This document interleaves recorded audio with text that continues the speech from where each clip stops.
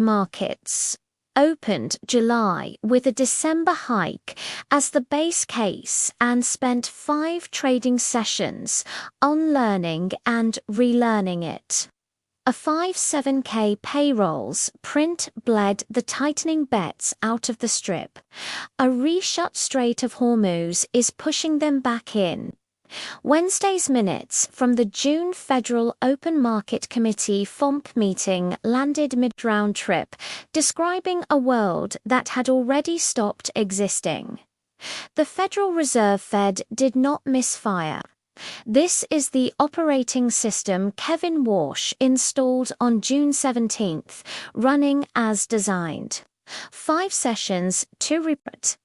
The Bureau of Labor Statistics (BLS) opened the sequence last Thursday with June non-farm payrolls (NFP) at 57,000 against a consensus near 115K. May was cut to 1-9K from 172K, and the 2 prior months lost a combined 74K to revisions.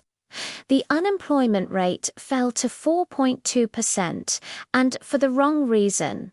Participation dropped to 61.5%. Its lowest since March 2021, as roughly 720K people left the labor force in a single month.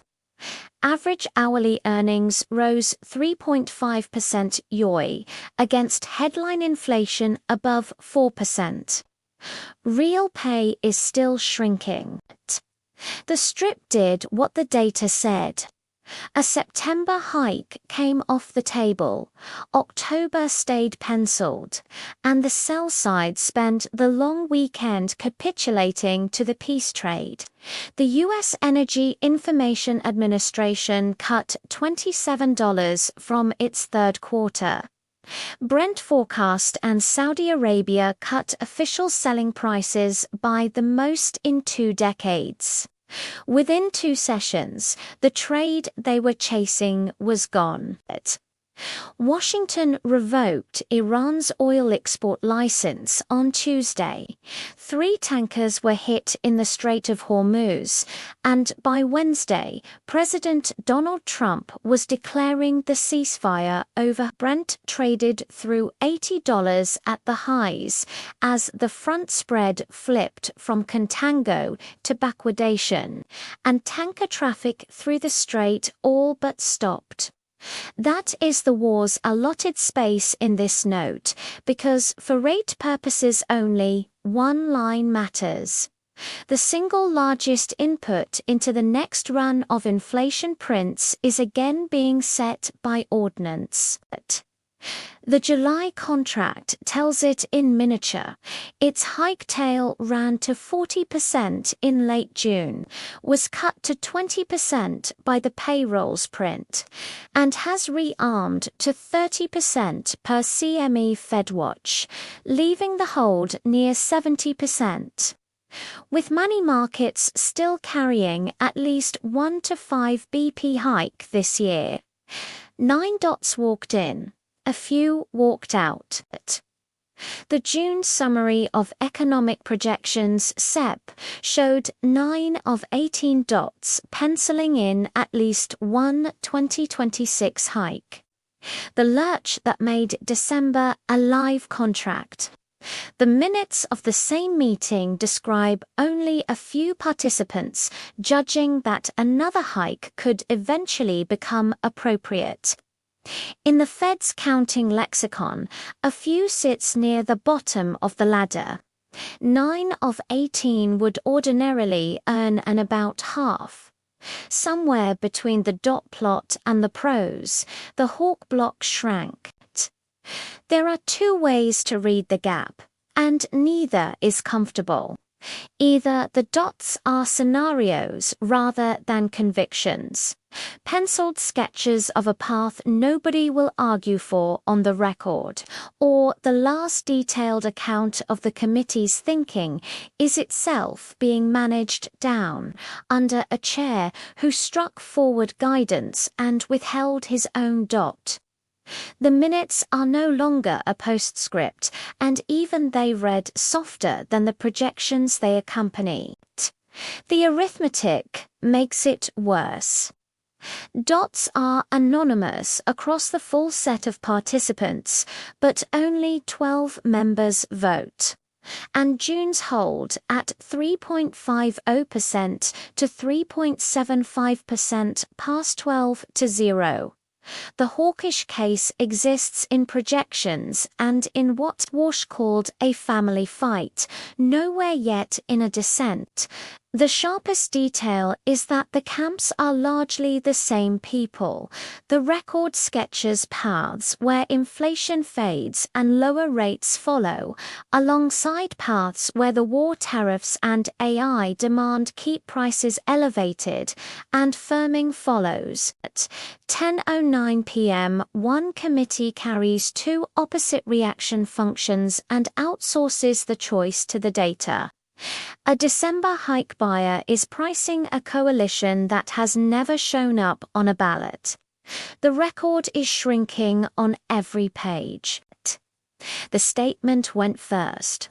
Cut to roughly 130 words from about 310 and stripped of forward guidance along with its easing bias.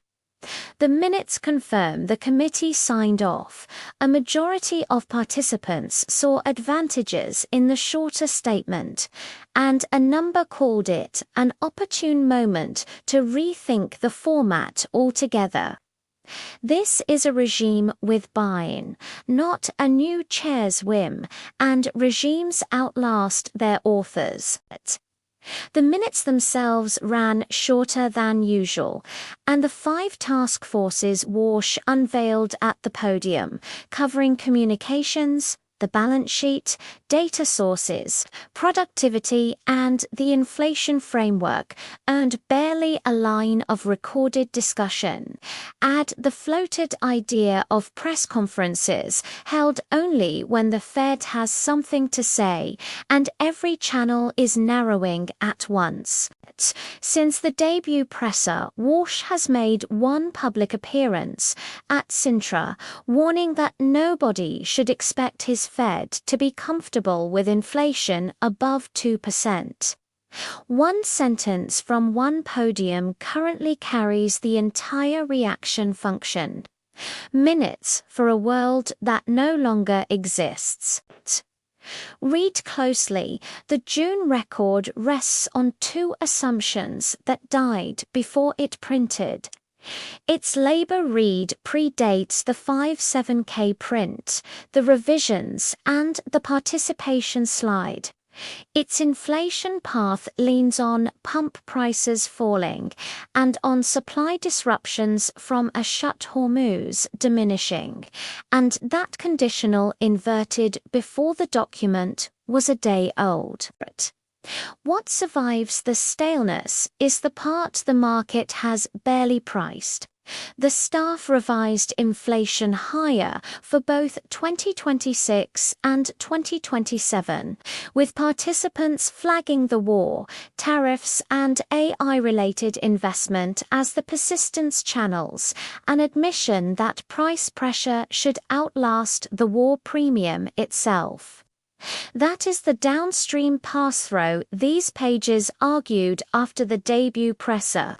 Fertilizer and feedstock costs grinding into food on a planting to harvest lag, and round 2 of the shock lands on a complex that never normalized from round 1. The AI line deserves its own beat because it decides which scenario wins.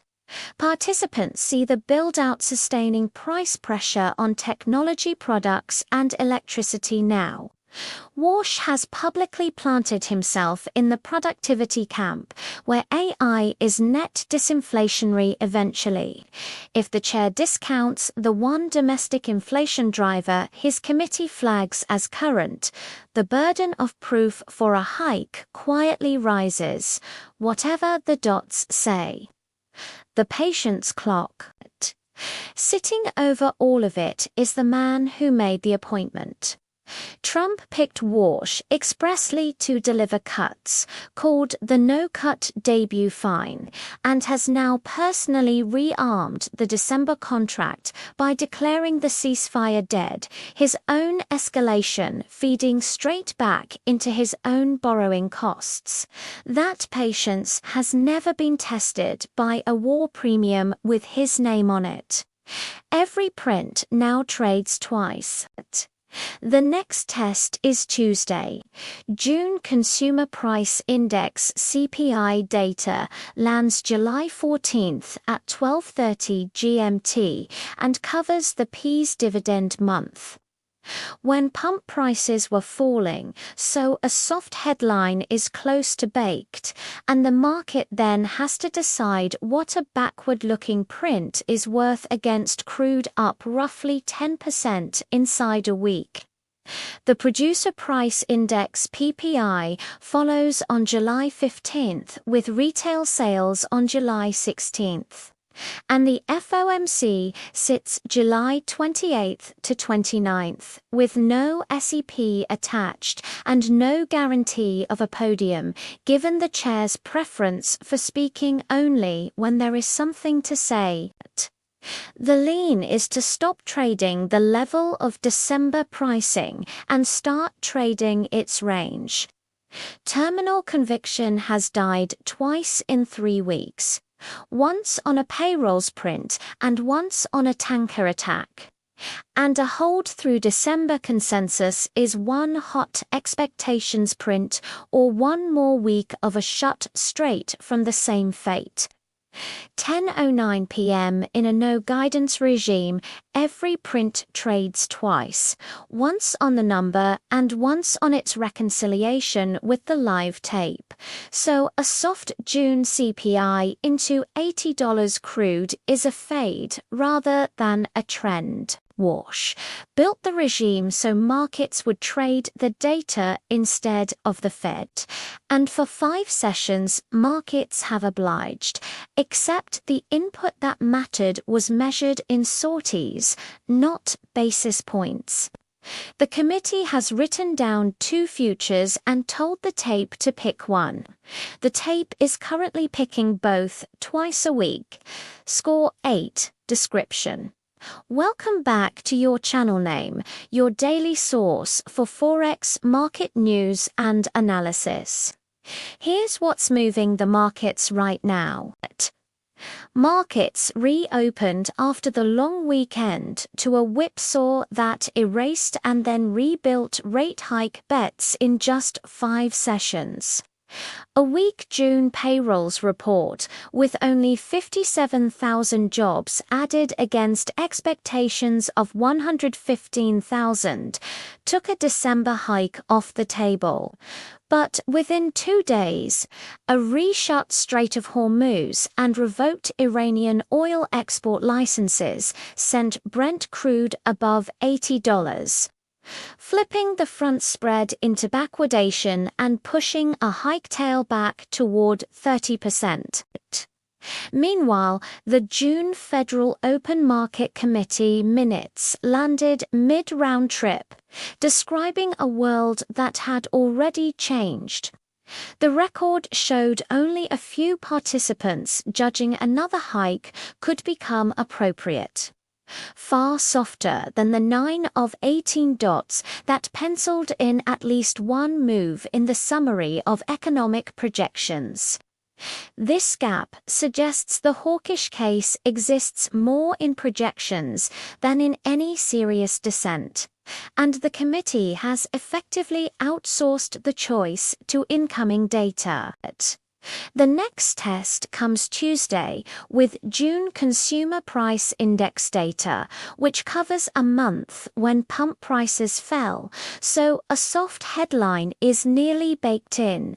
But with crude up roughly 10% in a week, markets now have to decide what a backward-looking inflation print is worth against a live war premium.